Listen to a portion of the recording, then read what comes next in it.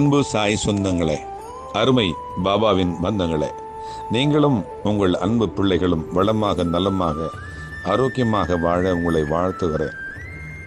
நாம் நிறைய பக்தரிடத்திலே பேச கேட்பது என்னவென்று சொன்னால், நான் நேர்மையாகத்தான் இருக்கிறேன், நான் நல்லதைத்தான் நினைக்கிறேன், நான் பாபாவை வழிபாடு செய்கிறேன், ஆனால் எனக்கு நல்லது நடப்பதில்லை, வாழ்க்கையே வீணாகி போகிறது என்று சொல்லுகிறார்.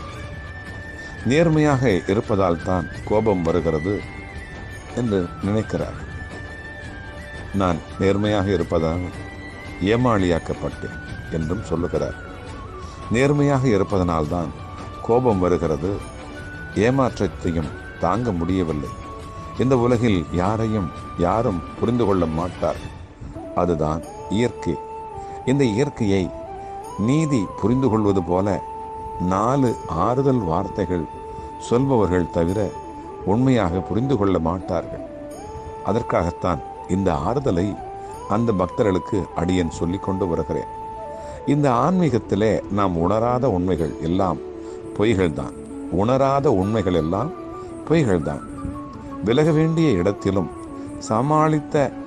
சேர்த்து இருப்பது, நம்பிக்கை வைத்த காரணத்திற்காக வீண் பழிகளை பொறுப்பு ஏற்பது, பிரச்சனை வரக்கூடாது என்று சொல்லிவிட்டு கொடுப்பது, என் வாழ்விலும் இவை நடக்கிறது என்றாவது நான் என்னை புரிந்து கொள்ள, நான் உண்மையை சொன்னால் கூட நீங்கள் உணர்ந்தால்தான் அது உண்மை.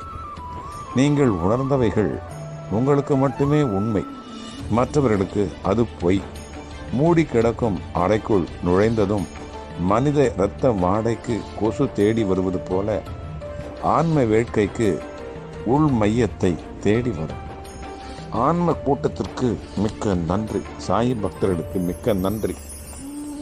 அண்ணல் தந்த மையல் நோய் தீர்க்க மருந்தும் உண்டோ பைங்கிளிய என்று தாய்மான சுவாமிகள் விளக்குகிறார்.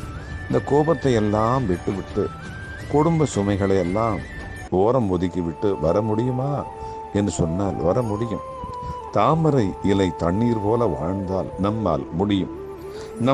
நம்முடைய தாய்மான சுவாமிகள் விளக்குகிறார். நம் உடலில் ஏகப்பட்ட நோய்கள் வருகின்றன. இந்த நோய்களுக்கெல்லாம் தகுந்த மருந்துகளும் உள்ளன. ஆனால் நோய்களிலேயே மிக கொடிய நோய், தீர்க்க முடியாத கொடிய நோய் எது என்று தெரியுமா? பித்து பிடித்தல் தான் அது. அதுவும் அருள் நாட்டம் என்னும் பித்து பிடித்தல். இந்த பித்து நமக்கு பிடிக்க வேண்டும். இந்த பித்தத்தை ஏற்படுத்துபவர் யார் தெரியுமா? சாட்சாத் சிவபெருமானேதான், சாட்சாத் சாயி பெருமானேதான். அனைத்து ஆன்மாக்களுக்கும் தனது நிலையை தர வேண்டும் என்ற பித்து பிடித்தவராக அவர் இருக்கிறார். அதனால்தான் பித்தன் என்று அழைக்கப்படுகிறார். பக்குவம் அடைந்து வரும் ஆன்மாவையும் அந்த மையல் நோய் வந்து பீடிக்கிறது. அந்த நோயை போக்குவதற்கு மண்ணுலகில் மருந்து எதுவும் இல்லை. அருள் பித்து பிடித்த அவன் இறைவனோடு இணைந்தால் ஒழிய குணமடைய மாட்டான். அப்படிப்பட்டவன் எப்படி இருப்பான் தெரியுமா? எப்பொழுதுமே திருவருளையே நாடி இருப்பான். இந்த உலக விஷயங்களில் கருத்தை செலுத்த மாட்டான். என் அன்பு சாய் சொந்தங்களே, என் அன்பு பச்சை கிளியே, நான் அப்படிப்பட்ட அருள்நாட்டம் என்னும் பித்து பிடித்து வாடிக்கொண்டிருக்கிறேன். இதுதான் உண்மை. சாயி பித்து பிடித்து வாடிக்கொண்டிருக்கிறேன். பெரும் கருணையாளனாகிய இறைவனோடு நான் சேர்ந்தால் ஒழிய என்னை பீடித்திருக்கும் இந்த நோய் அகலவே அகலாது. இந்த அவசர செய்தியை நீ இறைவனிடத்திலே சென்று தெரிவித்துவிட்டு என்னை காப்பாற்றுவாயாக என்று இப்படியாக அருள்நாட்டம் என்னும் பித்தினை தெளிவிக்க வல்லவன் சிவபெருமான் மட்டனே, அவன் மட்டுமே என்று தாயுமான சுவாமிகள் கூட தனது பைங்கிளி கண்ணி என்கின்ற நூலில் 47வது கண்ணியில் விளக்குகிறார். அந்த பாடலை நாம் இப்பொழுது காண்போம்.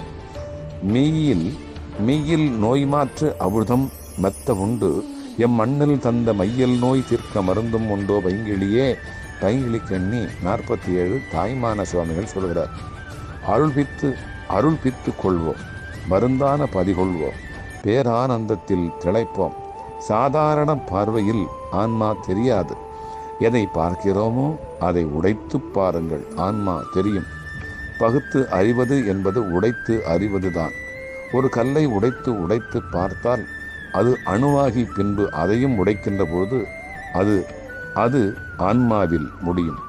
இது ஆன்மாவை அடையும் நேரான பாதை. இதுதான் ஞான பாதை என்பதாகும்.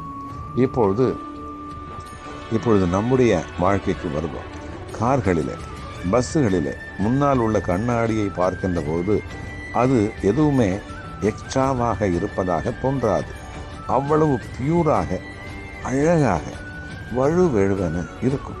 அதில் ஒரு கல்லை கொண்டு எரிந்து உடைத்து பார்த்தால்தான் தெரிய வருகிறது அந்த கண்ணாடியானது மைனூட்டான பிளாஸ்டிக் போன்ற பேப்பரால் ஒட்டப்பட்டிருப்பது.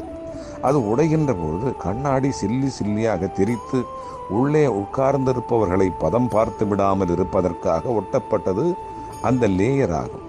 அதுபோலவே ஆன்மாவானது ஒவ்வொரு பொருளிலிருந்து படர்ந்து இருப்பதோடு மட்டுமல்லாமல் பிற எல்லா பொருட்களிலும் வியாபித்தும் உள்ளது நமக்கு தெரிய வரும். தனித்தனி மலர்களை இணைத்திருக்கும் நாரை போல உடைக்கப்படும் பொருளாக நம்மை நாமே எடுத்துக்கொண்டு நம்மையே நாம் உடைத்து பார்ப்பதே தவமாகும். இந்த செயல்முறை செலவில்லாதது, யாருக்கும் தொந்தரவும் இல்லாதது.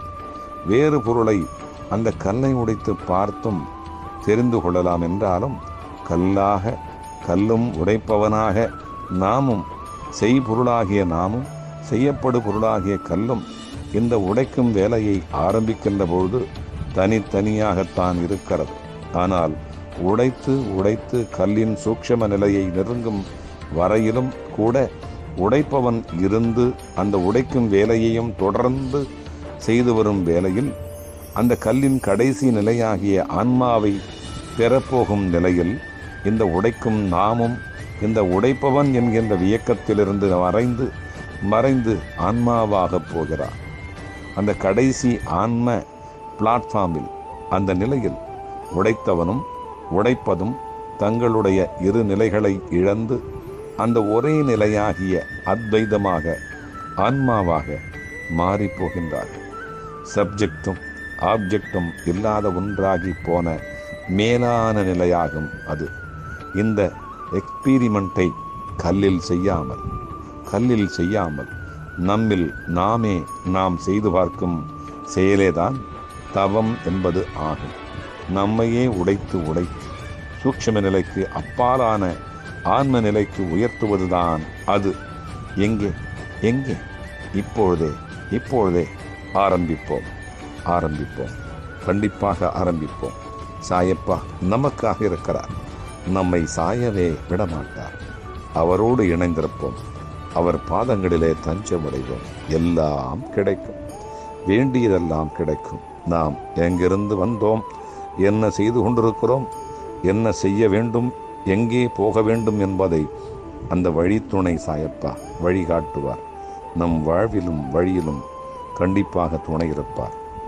வாழ்க வளமுடன், வளர்க நலமுடன். உங்கள் சாய்ராம்ஜி, வண்டலூர் வழித்துணை பாபா கூட்டு பிரார்த்தனை கோபுரத்திலிருந்து. ஜெய் சாய்ராம்.